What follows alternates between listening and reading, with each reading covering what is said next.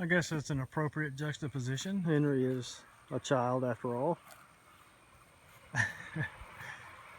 Here we are looking at the, let's see, eastern boundary of the new fence. Just completed thanks to an NRCS grant. You need to look into the NRCS and grant possibilities for your farm application. Oh, that bag is still hanging on that tree. I need to get it. That's a funny story. We called 811 to get them to mark the boundaries and make sure there was no utilities before the fence contractor dug any post holes, and they said they needed white flagging.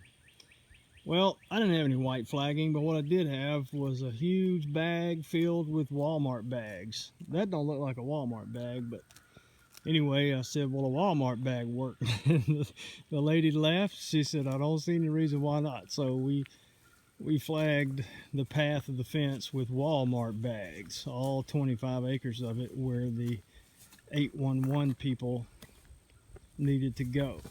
So, watch your step there, honeybee.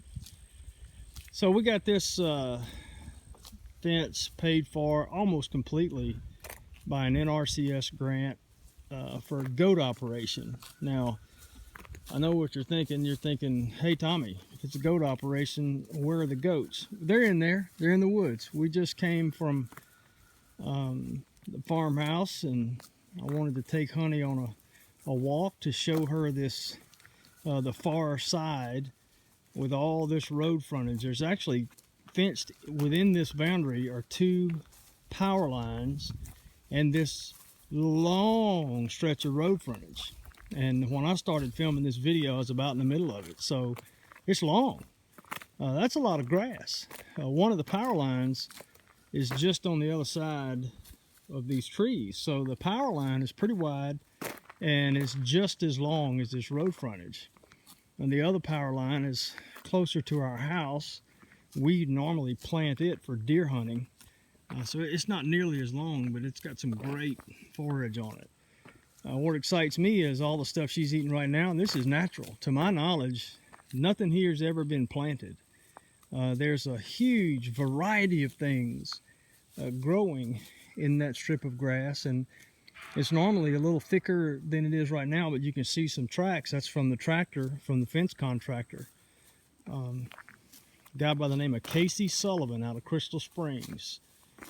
They are every day somewhere putting up fence, usually for an NRCS grant. So they know what the specs are. They know how to hit the specs to get the fence approved. And so if you're in the South Mississippi, South Central Mississippi, Jackson, Brookhaven, Macomb, Crystal Springs, Hazelhurst, Natchez, you get the idea. I even heard him tell me he did one in Adams County down around Liberty. Look him up, Casey Sullivan. He came highly recommended. Super nice guy, young fella. Him and 2 boys, 2 young boys, teenagers, I guess. I don't know. I hope he don't see this and might get mad at me. But anyway, Honey is fired up. She's just exploring. She can't sit still eating in one spot because she says, oh look, there's something else. Just like a kid, I guess.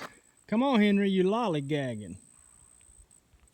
He says, I'm not lollygagging, I'm clearly dilly-dallying. So anyway, our new fence, part of it. I guess I should clarify, or I talked about the grass. So there's the road frontage, there's the 2 power lines, and the rest of it is wooded. And the goats, that's why the goats didn't make it. They didn't follow us all the way over here because they are just beside themselves with all the fresh browse. And the pigs are enjoying it too, the American guinea hogs. They're gonna get fat and sassy up in the middle of all that. Yeah, Honey, we're coming. All right, Honey says, what you waiting on? Thanks for watching.